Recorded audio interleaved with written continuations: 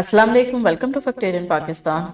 दोस्तों, काफी दिनों से एक वीडियो वायरल हो रही है, एक मछली जो कि हंसती हुई नजर आ रही है। आए इस वीडियो की डिटेल पर जाते हैं। दोस्तों, ये जो वीडियो है यूएसए में ली गई है, जो कि एक मछुआरे ने बनाई है। इस वीडियो में आप देख सकते हैं कि मछुआरा इस मछली को गुदगुदी कर रहा है और ये मछली हंस रही है और सब इस मछली को लाफिंग फिश कहते हैं। इसका असल नाम स्केर्ड फिश है और जब इसको गुदगुदी करते हैं तो ये हंसती है। दोस्तों, कुछ लोगों का कहना है कि ये मछली हंस नहीं रही बल्कि हवा के लिए तरप रही है। तो दोस्तों, इस बारे में आप क्या जानते हैं मुझे कमेंट करके जरूर बताएं और ऐसे ही मजेदार फैक्ट देखने के लिए मेरे चैनल को सब्सक्राइब करना मत भूलें। तब तक के लिए मुझे इजाजत दें। अल्लाह हाफिज।